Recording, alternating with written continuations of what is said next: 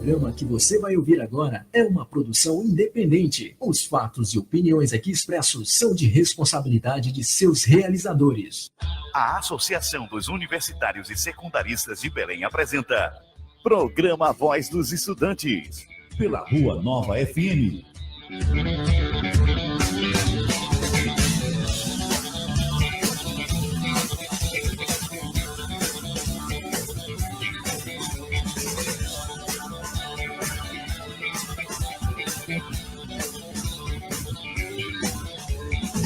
Quem foi que disse que amar é sofrer?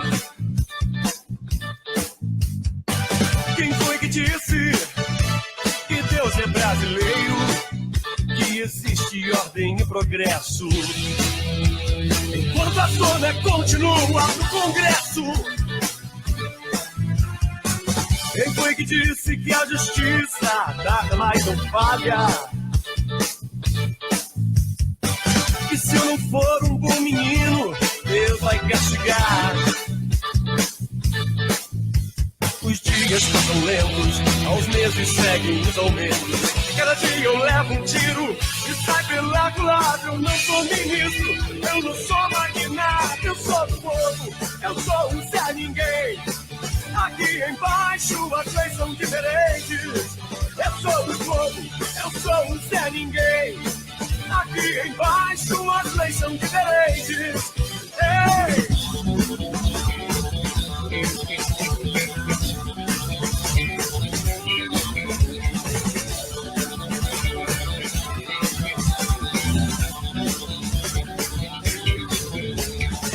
Quem foi que disse que os homens nascem iguais? Quem foi que disse que deputado não ganha mensalão?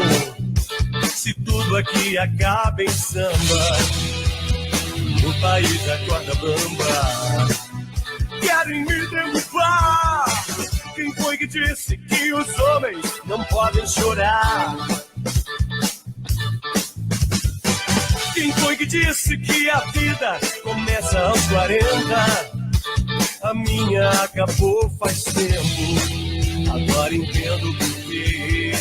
Cada dia eu levo um tiro e sai pela culatra. Eu não sou ministro, eu não sou magnata, eu sou do povo, eu sou o Zé Ninguém. Aqui embaixo as leis são diferentes. Eu sou do povo, eu sou o Zé Ninguém. Aqui embaixo as leis são diferentes. Eu sou do povo, eu sou o Zé Ninguém. Aqui embaixo as leis são diferentes. Eu sou do povo, eu sou o Zé Ninguém. Aqui embaixo as leis são diferentes.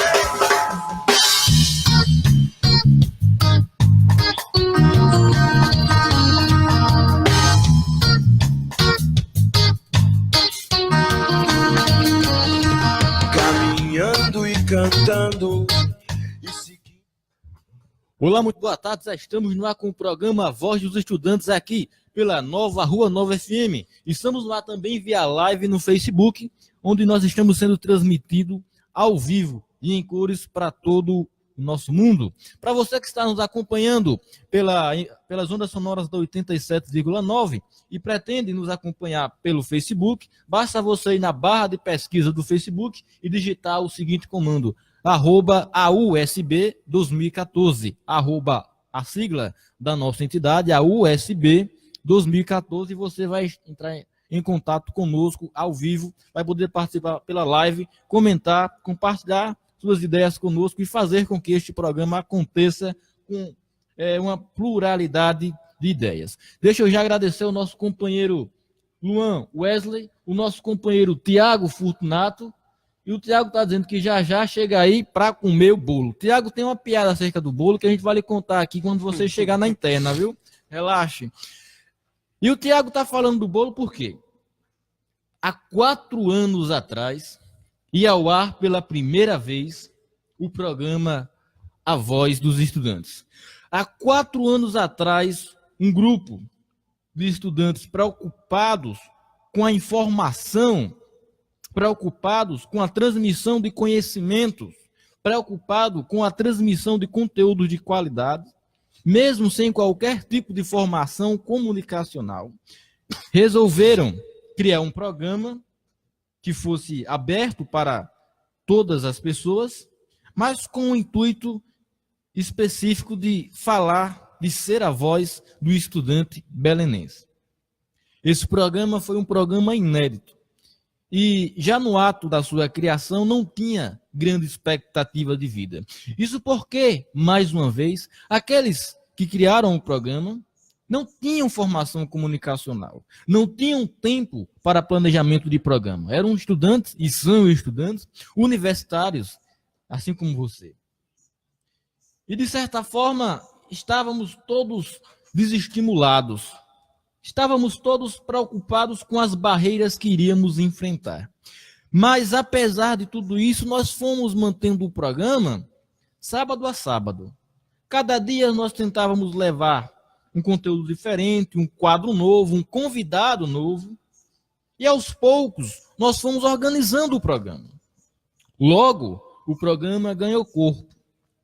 E aqueles meninos que antes tinham pouca habilidade de comunicação, passaram 4 anos com a voz nestes microfones, ampliando cada vez mais as suas capacidades e habilidades. E hoje, todos eles podem se declarar, olha só, como diria o nosso companheiro aqui, Silvano Silva, o ninja da comunicação. Aqueles meninos que antes tinham um sonho de transmitir conhecimentos de qualidade para o grande povo, agora realizam esse sonho. E realizam esse sonho porque possuem garra, determinação, força de vontade e, claro, a sua audiência. É comum ao longo da semana, após o programa, nós escutarmos estudantes fazendo observações, dizendo o que acharam ruim, o que acharam bom, fazendo sugestões e ajudando a construir o programa. É comum, cada vez mais, nós fazemos convites a diversos universitários e estudantes secundaristas a participarem deste programa, e algum nega, algum tem vergonha, outro vem e participa. E nós vamos fazendo e criando o programa e realizando o programa com todas esses empecilhos, características e especificidades. No final das contas, apesar dos pesares, estamos no ar. Há 4 anos. Estamos no ar. Há 4 anos. O programa estudantil no ar há mais tempo no estado da Paraíba. Este programa é, sem dúvida nenhuma, um marco na história do rádio paraibano.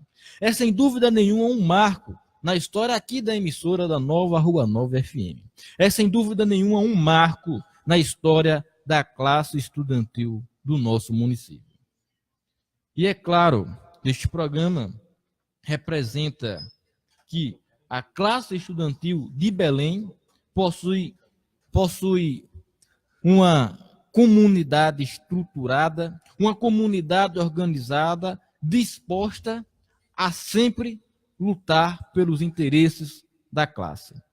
A Associação dos Universitários e Secundaristas de Belém está há 5 anos em atividade. Este programa existe há 4. Estamos representando e somos a entidade mais atuante e com mais força de representação da classe estudantil do Brejo Paraibano. Por tudo isso, nós agradecemos a sua audiência.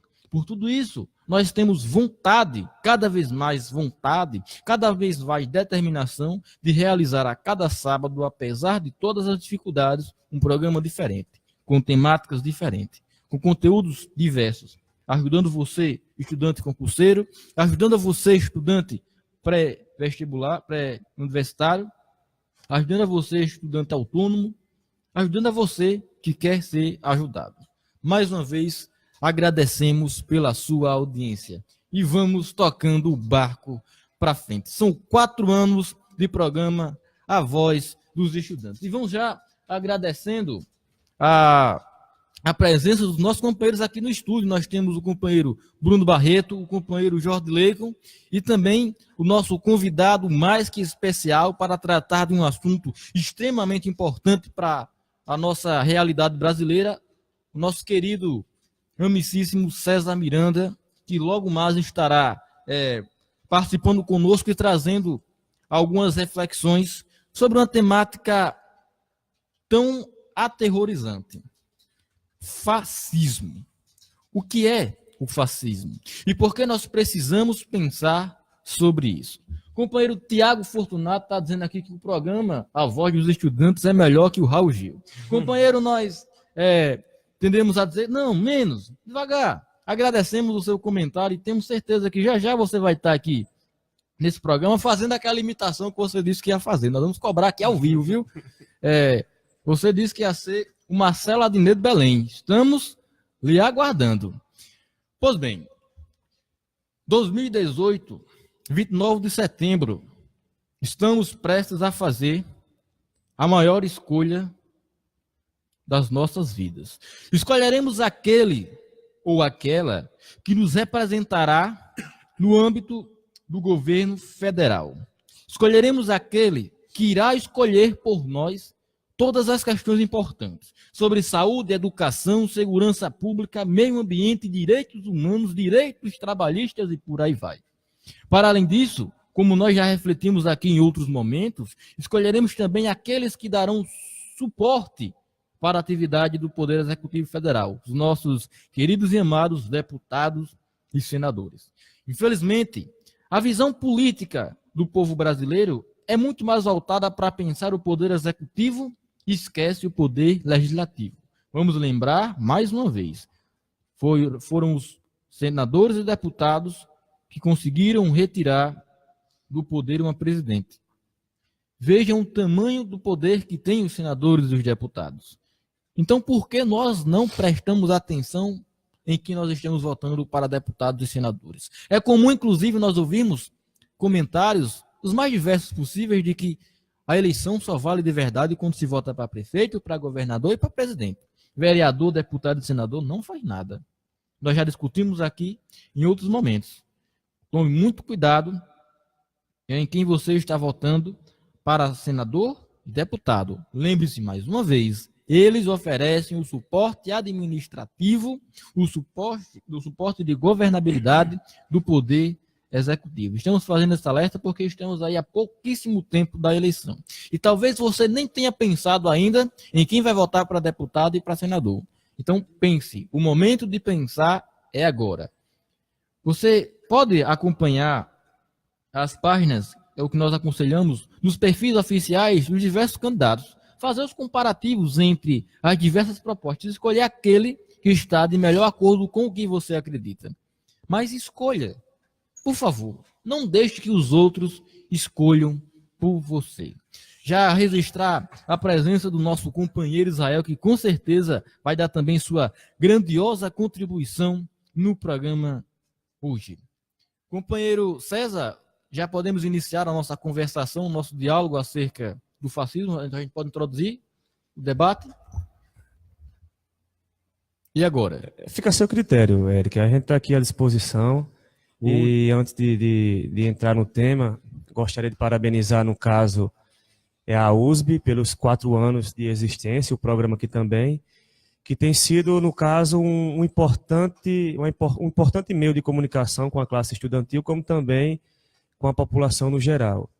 Evidentemente que ainda, apesar dos 4 anos de existência, ainda está um processo demorado. A gente sabe que para nós tentarmos modificar a cultura existente numa sociedade requer um certo tempo.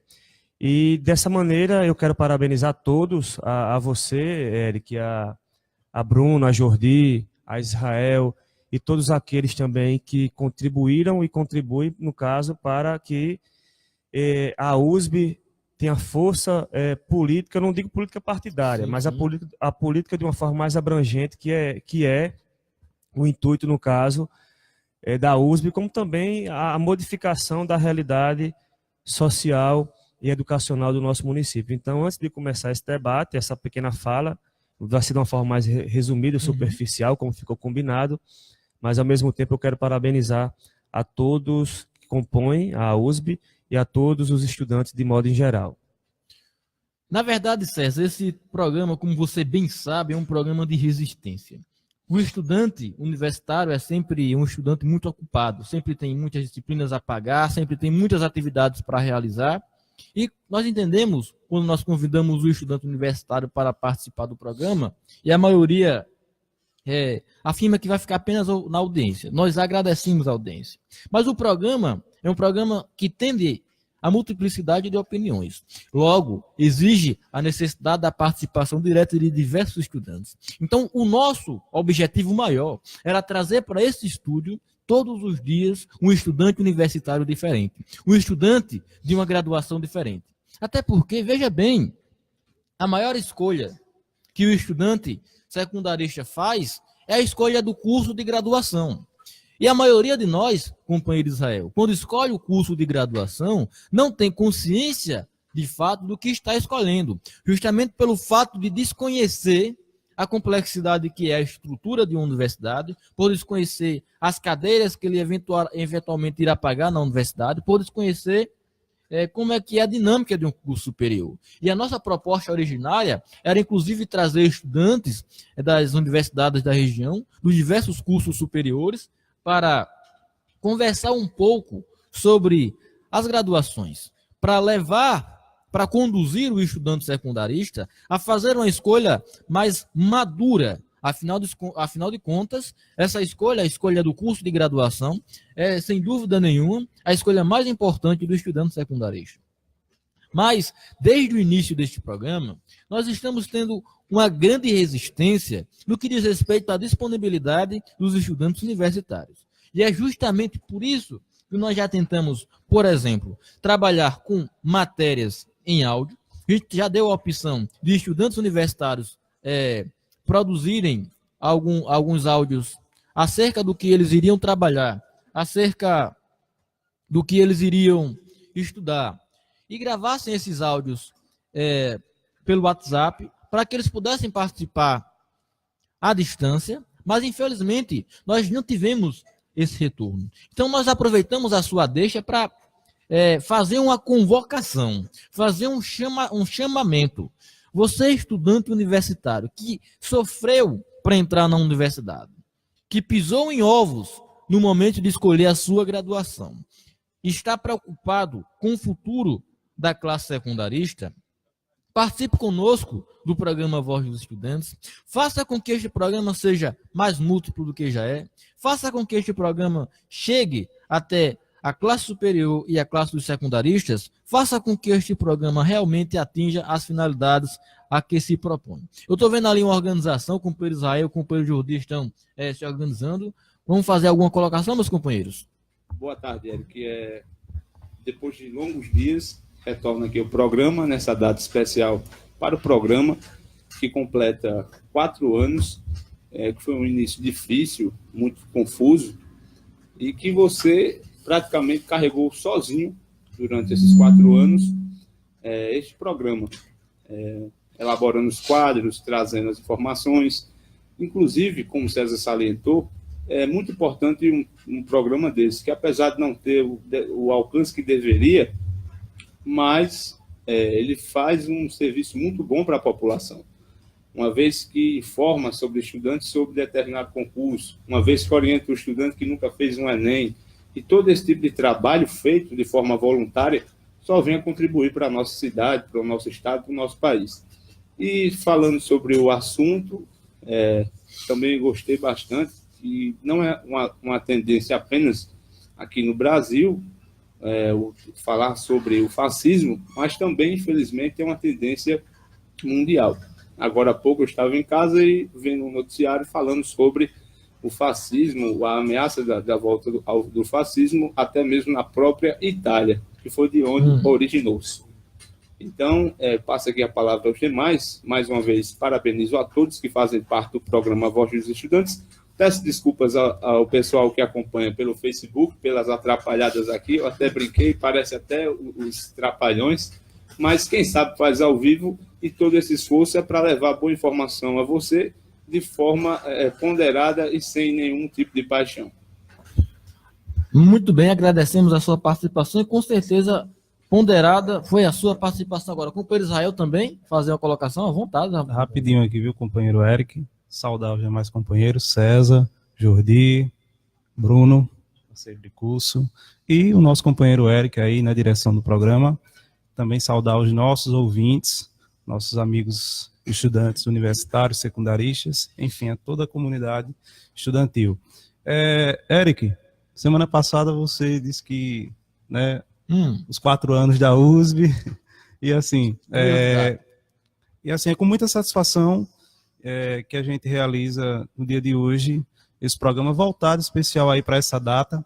De fato, como os companheiros já colocaram aqui, 4 anos de muitas lutas, né, desse trabalho bacana e muito importante, que já rendeu frutos, né, aqui para a nossa comunidade estudantil aqui no nosso município de Belém, e através das ondas do rádio, né, a gente tenta levar, né, todas essas informações, todo esse momento de discussões, além, né, das fronteiras do nosso município, da nossa região, enfim, através da internet, né. Então, assim, é um trabalho importante, né, e que faz, né, com que a gente se sinta motivado, né, a continuar nessa jornada estudantil, como você colocava no início, né, a gente tem todas essas gamas de dificuldades, né, o tempo, de fato, o estudante universitário é muito ocupado, muito atarefado.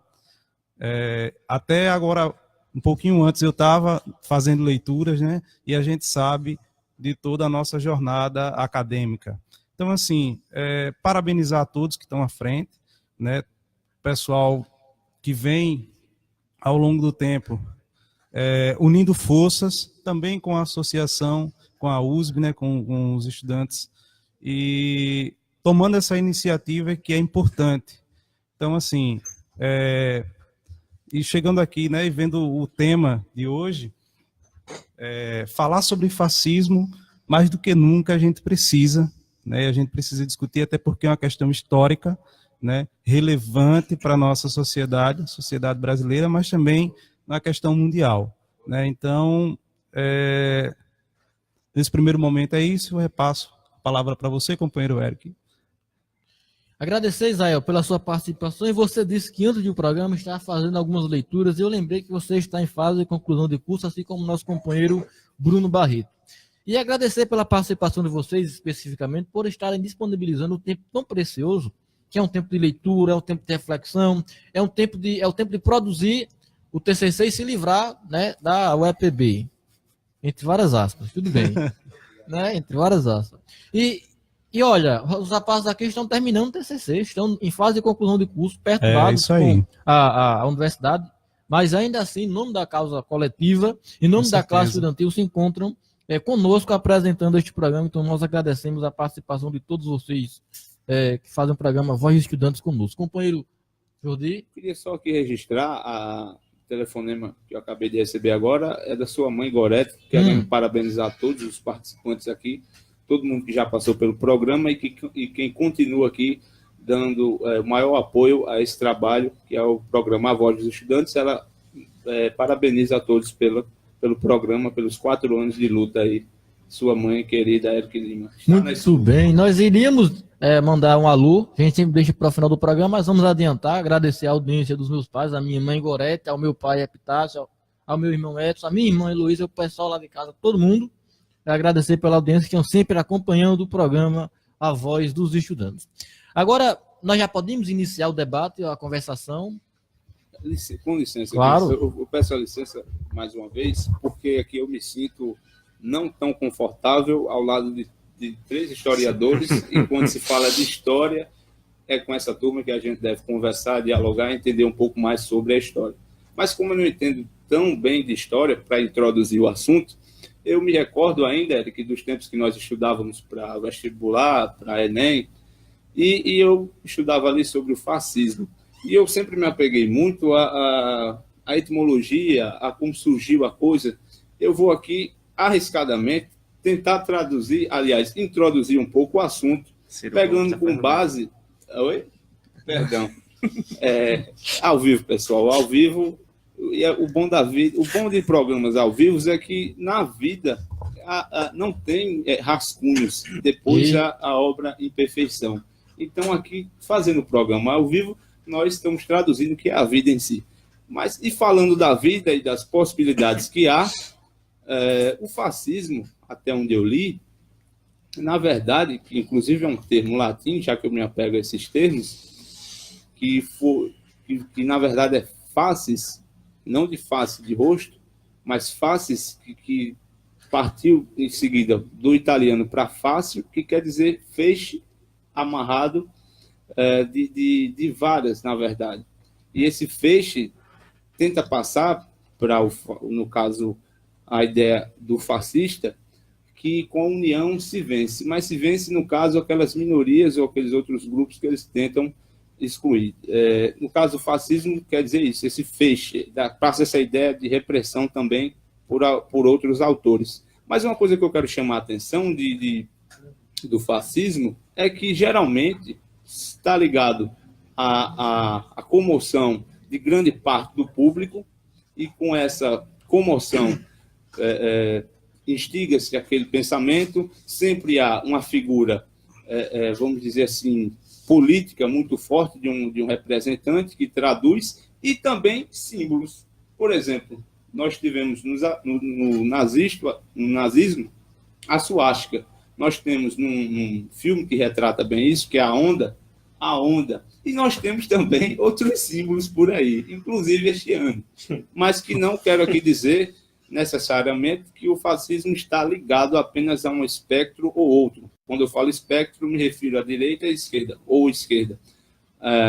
Todavia, o próprio Mussolini, na época, não sei se chegou a escrever um livro, mas que, se nós pesquisarmos, ele mesmo definia como algo mais ao espectro de direita. Não que seja exclusivo, uma vez que esse modelo ou prática política não está reservadamente apenas um espectro.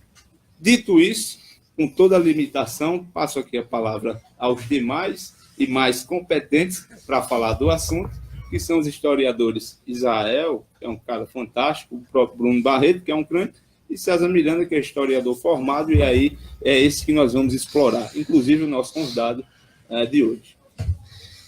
Depois de uma fala dessa de Jordi, fica até complicado da pessoa prosseguir. Eu acredito que o curso de Direito está fazendo muito bem a ele nesse sentido, a questão da oratória, como também, não vou citar nomes, mas não deixa de ser irônico, né, Jordi?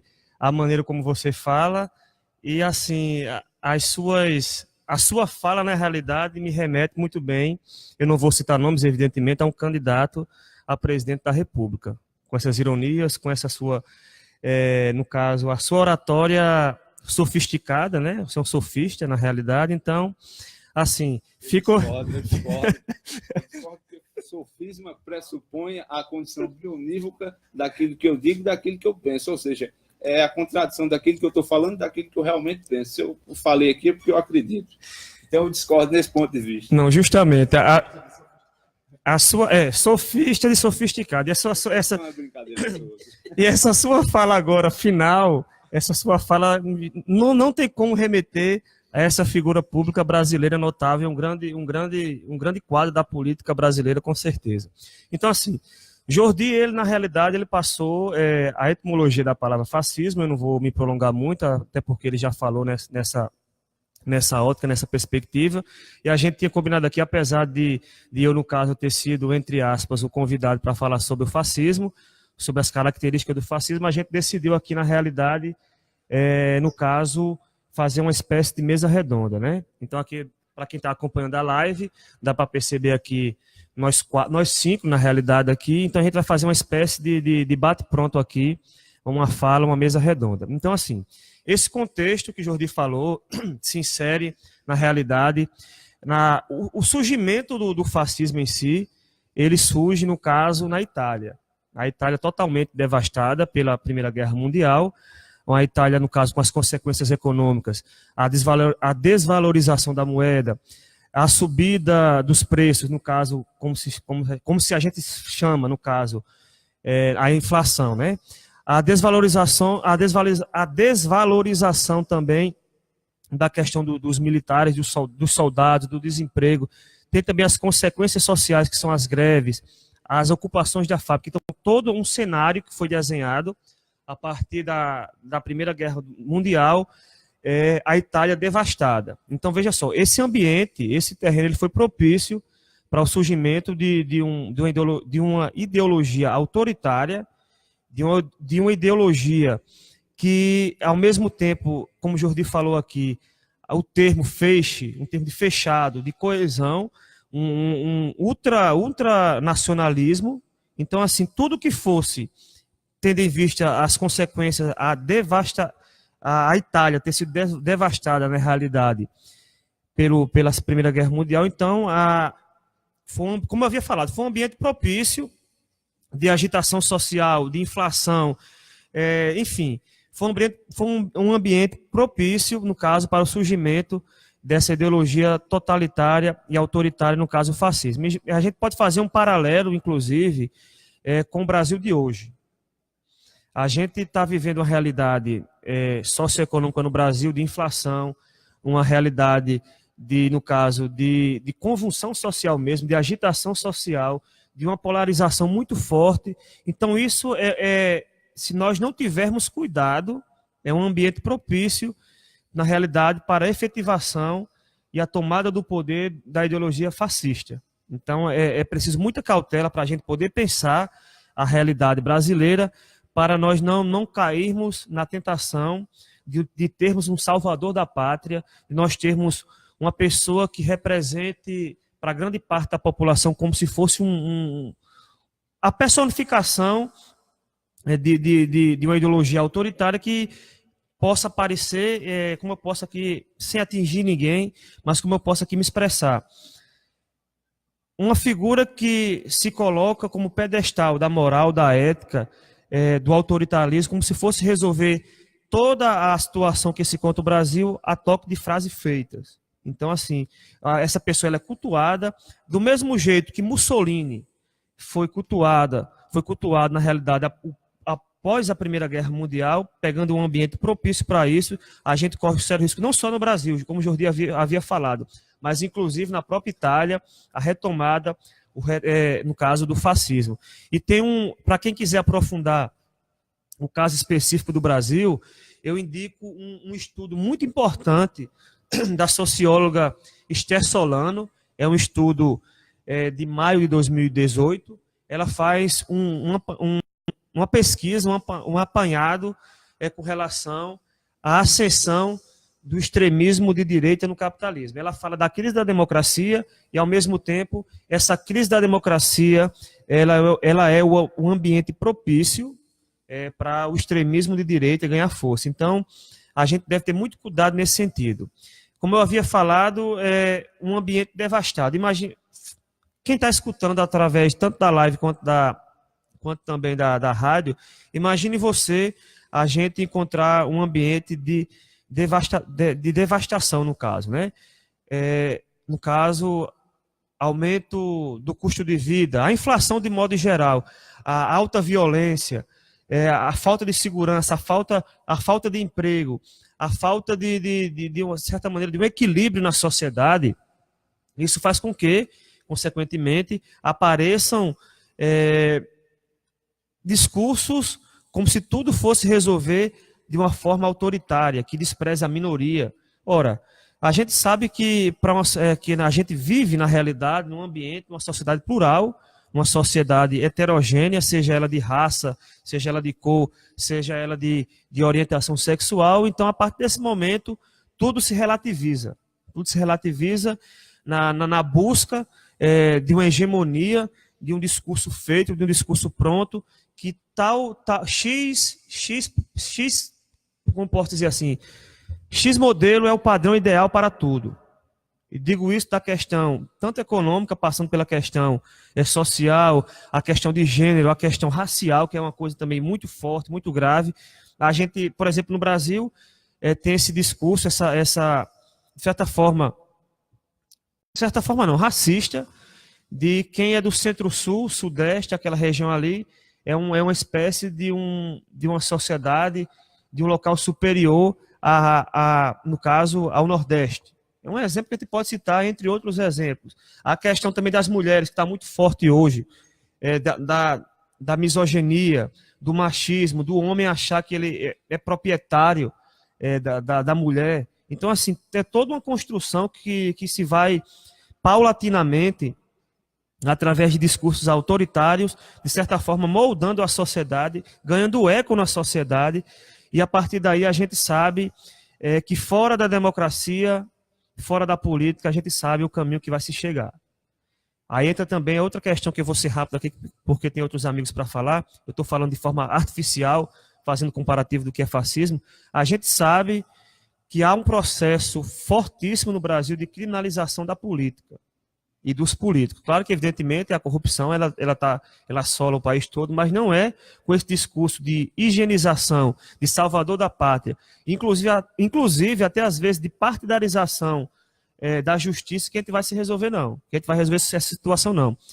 É evidentemente que é redundante dizer, mas se resolve através do voto, se resolve através do voto consciente, de você pesquisar o histórico, a biografia, o pensamento ideológico do seu candidato, e nada vai se resolver a toque de caixa ou com discursos autoritários, violentos e que preguem a cultura de ódio. Evidentemente que isso não vai levar a lugar nenhum, nós já temos experiências disso. Por exemplo, a Itália, eu não vou nem falar do fascismo, na Itália, pegando esse gancho. Quem tiver curiosidade em saber o que foi a Operação Mãos Limpas na Itália, procure pesquisar, que você vai ver que todo esse é um pouco parecido com a situação atual que se vive no Brasil, da partidarização da justiça, que infelizmente não era para acontecer, mas a gente está fortemente no Brasil, e a consequência disso foi um governo de ultradireita, que todo mundo ouviu falar em um cidadão chamado Berlusconi.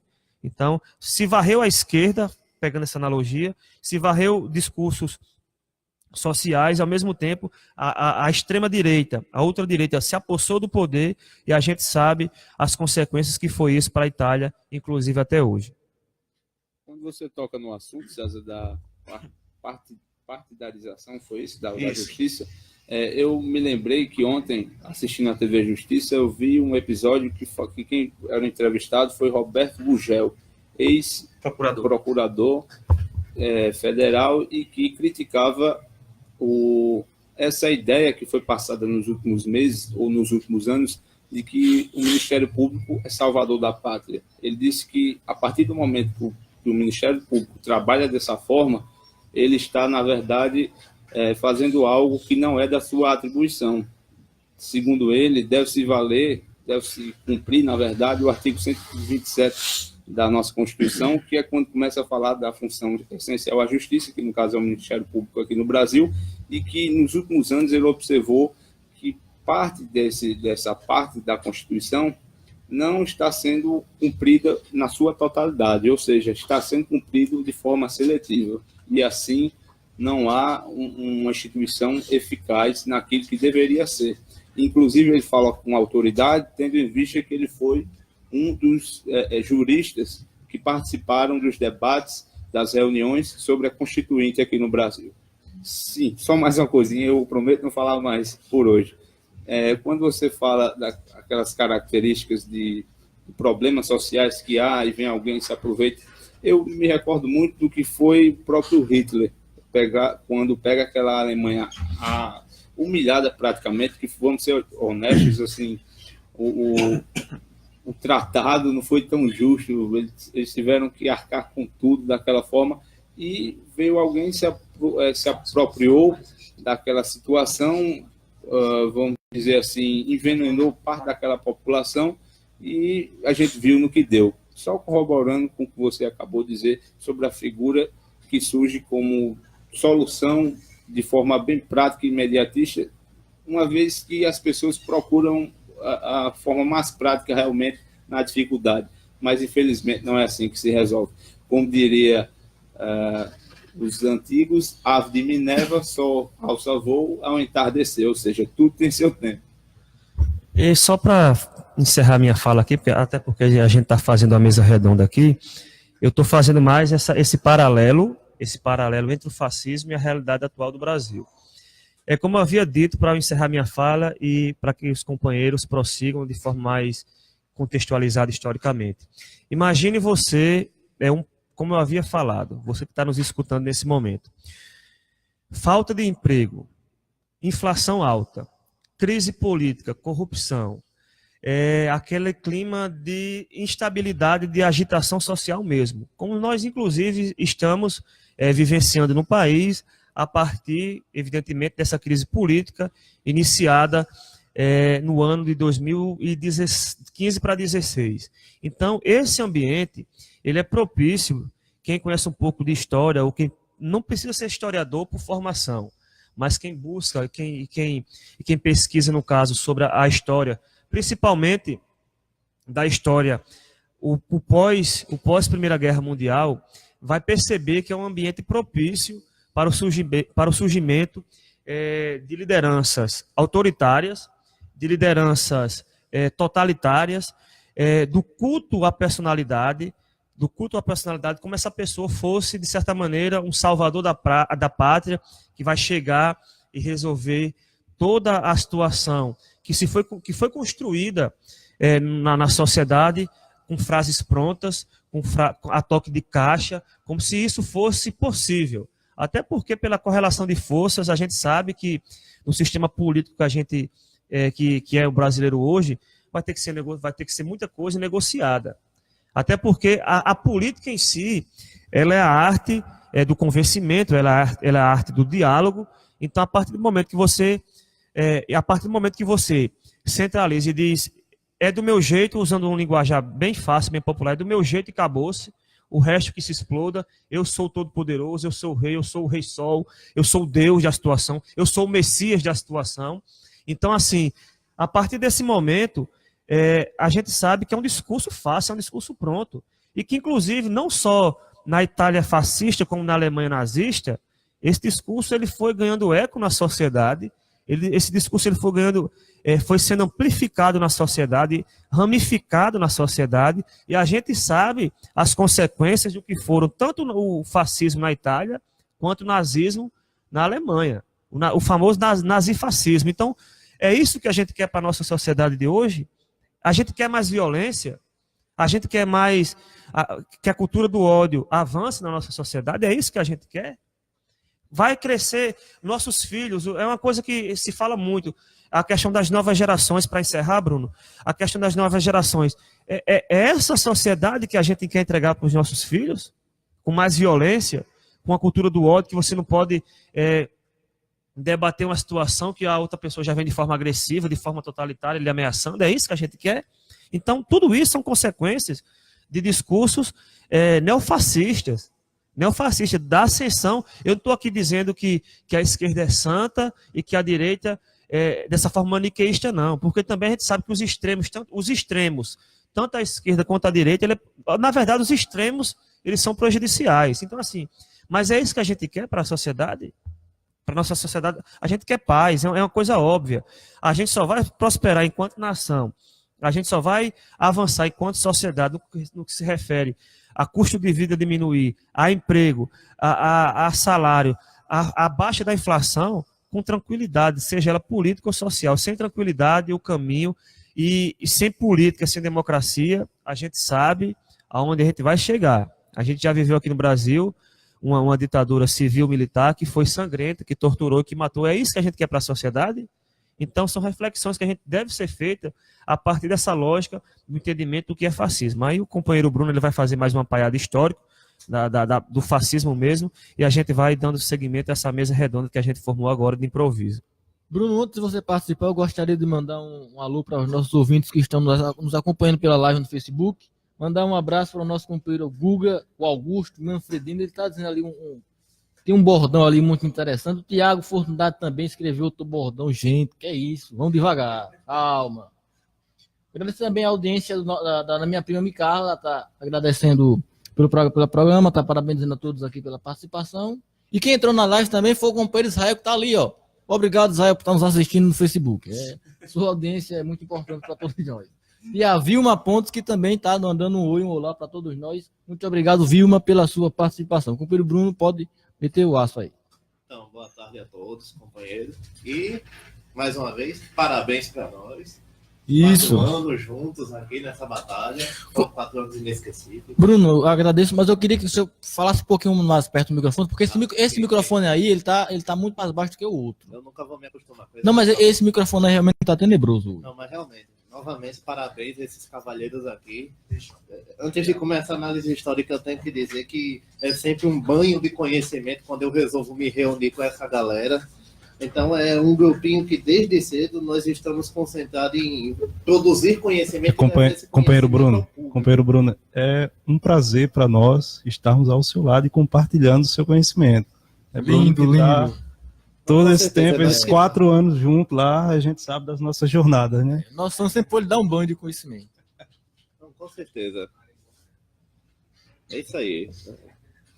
Sim, agora, dando continuação ao que César disse, tem uma coisa interessante que o Jordi, ele mesmo disse na introdução. Por exemplo, a ideia de fascismo, o termo fascismo, ele é novo. Ele acabou surgindo por volta da década de 40, final da década de 30 para a década de 40, na Itália, com o Benedetto Mussolini. Porém, as práticas fascistas não são novas.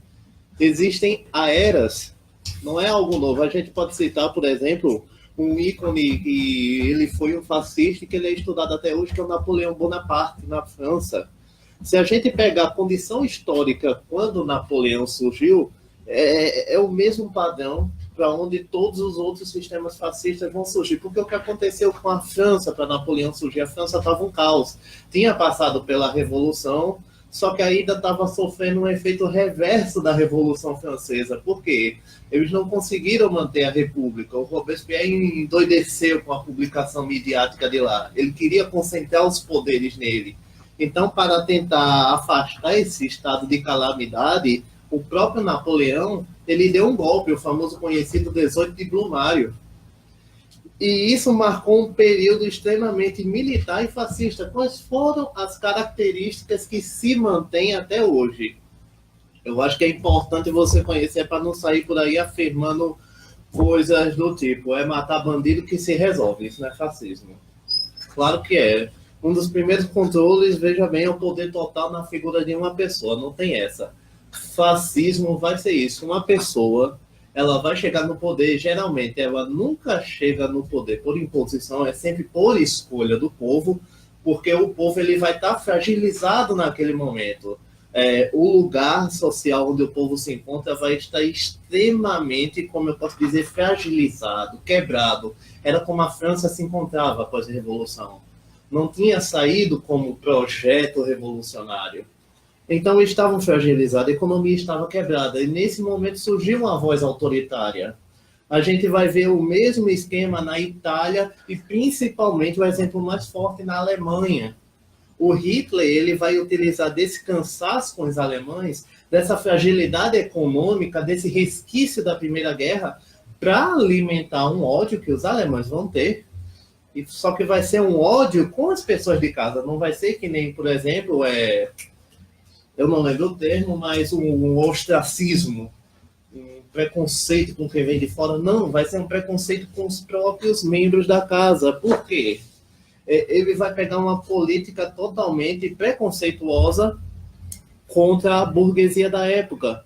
E aí é que está a jogada interessante do Hitler ao declarar o fascismo. Quem era a burguesia da época na Alemanha? Eram os judeus.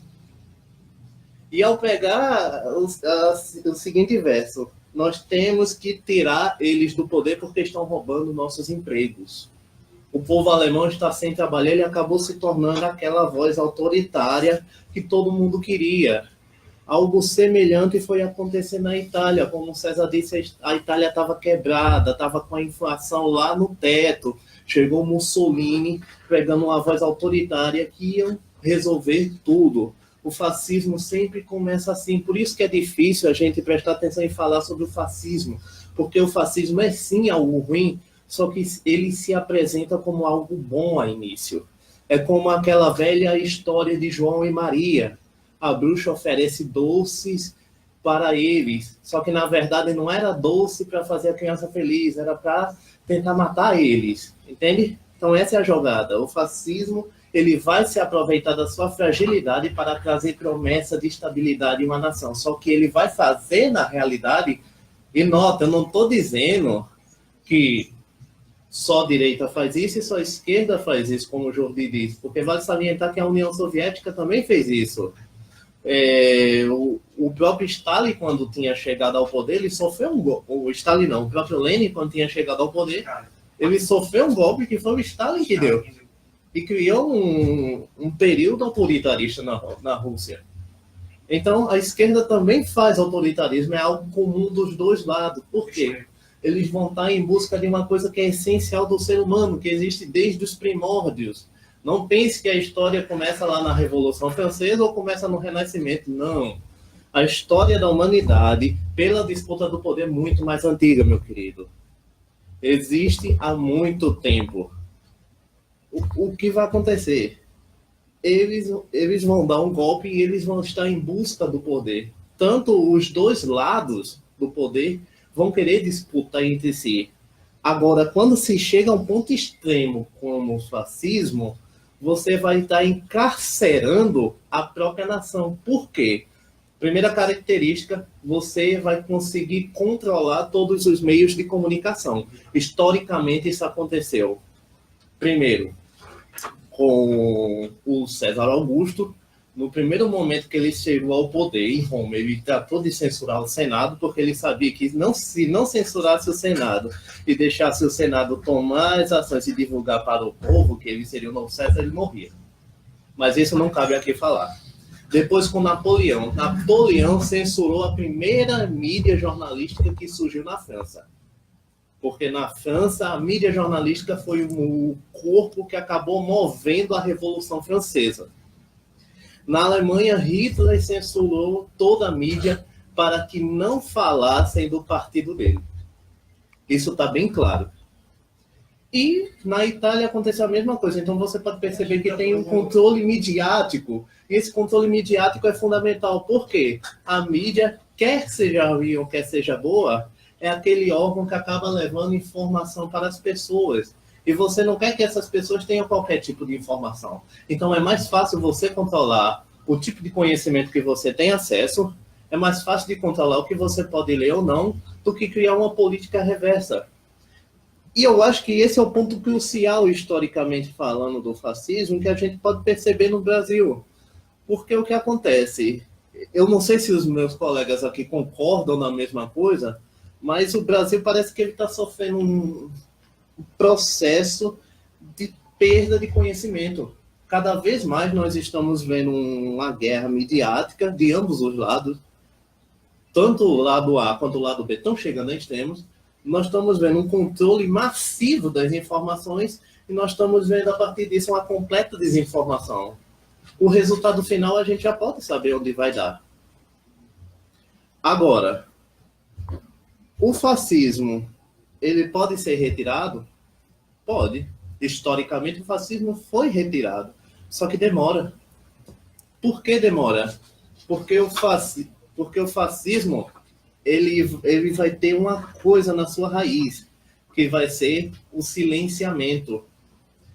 Tinha um joguinho que eu gostava de jogar, é um vício de um historiador que gosta desses jogos históricos, que se chamava de Civilization.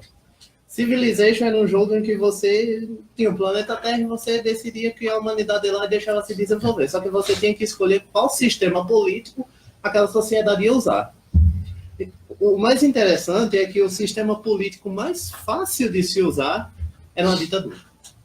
Por que era mais fácil de se usar? Porque quando você implantava a ditadura, você implantava censura, você implantava repressão. Logicamente, você tinha um silenciamento das coisas. Se você tem o silenciamento das coisas, obviamente fica fácil de pensar que nesse período está tudo em ordem, está tudo legal, nada é afetado. Eu lembro que é isso que algumas pessoas acabam falando do regime militar aqui do Brasil, que naquele período tudo tinha ordem, tudo era calmo, mas obviamente tinha ordem porque as informações não chegavam até você. Vale lembrar que naquele período os próprios militares fizeram um corte de qualquer informação que vinha do exterior. Então não tinha como você saber como estava a economia do Brasil. Era totalmente silenciado, até as torturas que eles faziam. Um dado histórico que vocês não sabiam. No documento da Comissão da Verdade, mostra que no Brasil existiram campos de concentração em massa. Não brinque, tinha um campo de concentração com um nome curioso em Campina Grande que se chamava Granja do Terror. Fernando de Noronha também, viu, Bruno? Fernando de Noronha, em Sapé. E como é que se configuravam esses campos de concentração? Geralmente, aqui pela região do Nordeste, existiam donos de terra, senhores oligárquicos que dominavam a política aqui, que quem fosse a favor de movimentos a favor de melhoria de terra, melhoria salarial, e que fosse contra o partido dele, eles pegavam essas pessoas e mantinham em campos de concentração, entende? Da mesma forma aconteceu na Alemanha. Eles criaram campos de concentração, só que os alemães só foram descobrir isso no final, quando a guerra tinha acabado, quando os soviéticos invadiram. Da mesma forma que o povo só veio descobrir que existia campos de concentração no Brasil, quando a ditadura acabou. Companheiro Bruno, nós agradecemos a sua participação, o seu embasamento histórico. O Israel também vai fazer suas colocações. Nós ainda temos tempo, mas antes deixa eu agradecer. Foi mal a demora aí. Relaxa. É sempre muito boa suas participações. Agradecer aqui a audiência do nosso grande companheiro Enio Joabe e da Elisandra Gomes Pereira. Ela está mandando um abraço para o primo dela. Ela está dizendo que está no Rio de Janeiro e está na escuta. Nós agradecemos. A Elisandra Gomes Pereira é prima do nosso companheiro, querido companheiro Israel, que agora vai falar. Companheiro, seja muito bem-vindo mais uma vez ao programa Voz dos Estudantes. Agradecer novamente o espaço, companheiro Eric, né? E depois aí dessa aula, né? Essa aula bem embasada aí dos nossos amigos César e Jordi, o companheiro Bruno, né, que discutiram bem o fascismo, né, e dando continuidade aqui, só para corroborar mesmo com a temática do programa hoje, né, de fato já foi discutido a origem do fascismo, né, e o nosso companheiro Bruno, ele se aprofundou mais um pouquinho, né, voltou, retrocedeu no tempo, né, discutiu as questões da antiguidade, e de fato, Bruno, a gente sabe que nós historiadores, desde dos primórdios, a gente fala, né, de disputas e dessas questões que seguem, né, a vida humana até os dias atuais. Mas eu queria pontuar aqui mais de forma didática o que caracteriza o fascismo, né? O totalitarismo, né? O totalitarismo ele vai contra a democracia, né? É o ponto onde a figura, né, de uma pessoa e que adentra justamente nesse cenário que já foi apresentado, né, um cenário de crise, né, um cenário onde uma nação ela estava devastada, e a gente sabe muito bem que a Itália, a Alemanha, eu tomo muito a Alemanha como exemplo, né, o Hitler pregava muito esse discurso de fazer essa recuperação no cenário alemão após a Primeira Guerra Mundial, entre o período de guerras ali, né, o entre guerras. E o totalitarismo é uma característica do fascismo, né? É justamente aquela pessoa que surge ali naquele momento, né, de instabilidade política, de crise financeira e tudo mais, e se apresenta como o cara que vai colocar ordem, né, e recuperar a sua nação. Então, assim, é uma questão importante, a gente percebeu o totalitarismo que foi também, né, na Idade Moderna, muito adotado pelos estados absolutos, né? A gente tinha uma figura centrada onde se administrava o Estado. Aí a gente passa para o nacionalismo, né? É interessante que a gente vê, né, no momento atual, né, as bandeiras do país espalhadas por aí, né? Mas é um nacionalismo que confunde, e o nacionalismo ele vem justamente para dar base a esse totalitarismo, né? É onde essa figura utiliza, né, que o país, né, a nação tem que estar acima de todos, a gente tem que defender a nossa bandeira, o nosso país, e isso confunde muito a sociedade, né? Fique à vontade, companheiro César, à vontade.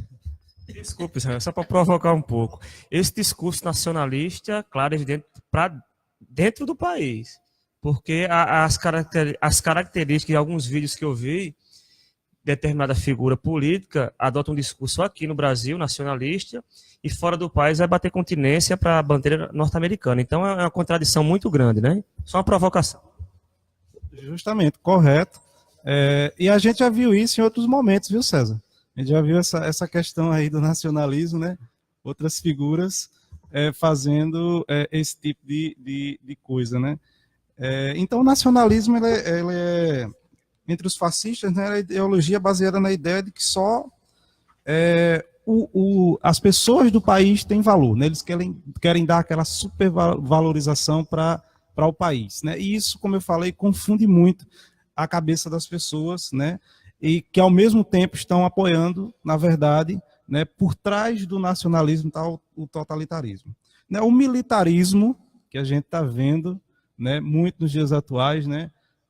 A propaganda de armas e tudo mais, né? E que a gente viu isso ao longo, né, dos períodos da chamada Grande Guerra, né? Eu considero a Grande Guerra porque foi de 1918 até 1945, a gente estava passando pelos conflitos ali da Guerra Mundial, né? Eu considero assim um período histórico único, né? Tem uma pausa ali, mas que em 39 a gente retoma novamente. Então, o militarismo, né, são o quê? Os autoinvestimentos, esse convencimento de militarizar, né, a sociedade, as pessoas, de armar a população, né? E são características também do fascismo, né? Também tem, mas isso fica um ponto mais para o período de guerras, né? E voltando um pouquinho até para a Idade Moderna, medieval, que eram sociedades bem militares, né? O culto à força física, né? Onde se preparava os jovens para ir para o combate, né? Preparava os jovens desde a sua primeira formação ali, trazia essas pessoas, né? Geralmente homens, formavam ali naquelas escolas militares, né? E essas pessoas eram direcionadas para os exércitos e iam, né, para os combates. Então, isso é um ponto muito ligado ao passado do fascismo, né? A censura, né? A censura. O Hitler, como o Bruno já colocou aqui, o Mussolini lá na Itália, utilizaram muito isso, né, para impedir que naquele momento, aliás, né, fosse propagada alguma notícia contra, né, os seus regimes e desestabilizasse, né, os seus objetivos políticos.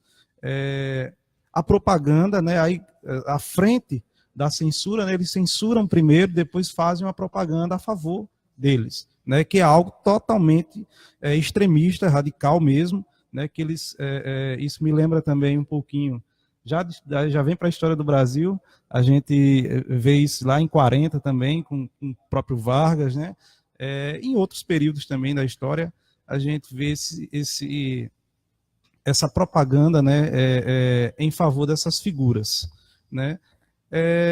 Aí a gente tem também a violência contra as minorias, né, esses grupos aí onde se enquadram, né, homossexuais, mulheres, né, a classe também, a questão dos negros e as pessoas que compõem essas minorias em uma nação, né? Sempre tem esse discurso esse discurso radical contra essas pessoas, né? E que também é um dos pontos que a gente vê hoje em discussão, né? Essa violência tanto física, também verbal contra as minorias. E o antissocialismo, né?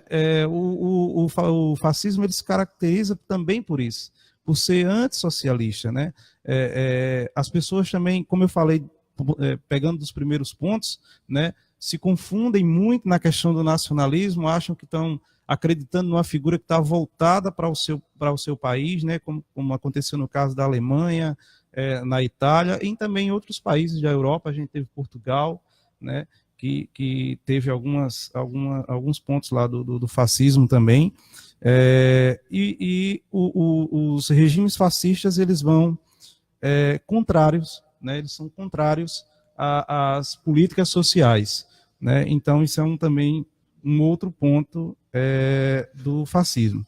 Mas então, companheiro Eric, já por questão do tempo, né, Esses foram os pontos que eu coloquei aqui, mais caracterizando mesmo o fascismo, né, como ele se dá. Isso a gente percebe um pouco na nossa atualidade, como a gente falava aqui do Brasil, né? A gente vê que no cenário nacional a gente tem alguns pontos como esse, claro. Hoje, em pleno século XXI, ainda a gente tem essa herança do fascismo, mesmo que seja de uma forma diferente um pouco, mas a gente tem, né? Então, assim, esses pontos foram mais para caracterizar o fascismo. Passa a palavra para você, companheiro. Companheiro Israel, companheiro Bruno, companheiro Jordi, ao nosso companheiro César Miranda, nós agradecemos a presença e a participação de vocês.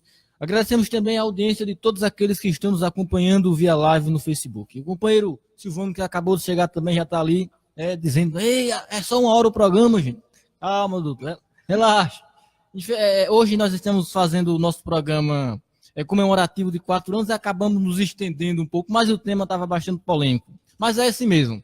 Vamos tocando o barco para frente, vamos começar a planejar o próximo programa e contamos com a participação de vocês. Hoje nós tivemos bastante audiência na live, a galera aí participando, comentando, e nós queremos essa galera participando ao longo da semana, dando dicas, dando ideias e construindo esse programa junto conosco. Então, mais uma vez, nós agradecemos a sua audiência. São 4 anos de Voz dos Estudantes aqui na Rua Nova FM, perturbando vocês, levando conhecimento, conteúdo apurado, conteúdo de qualidade e um conteúdo estudantil.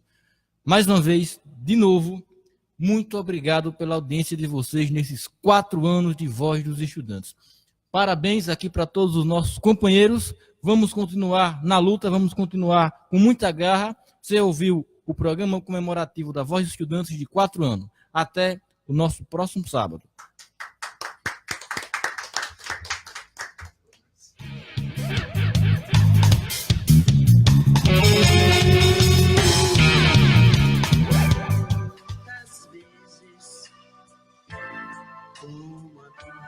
Você acabou de ouvir Programa Voz dos Estudantes. Agradecemos a sua audiência e contamos com ela em nosso próximo programa. Desejamos a todos uma ótima noite. Boa noite, meus amigos. Boa noite, vizinhança. Prometemos despedirmos sem dizer adeus jamais, pois haveremos de nos reunirmos muitas vezes mais. O programa que você ouviu foi de produção independente. Os fatos e opiniões aqui expressos foram de responsabilidade de seus realizadores. Produtos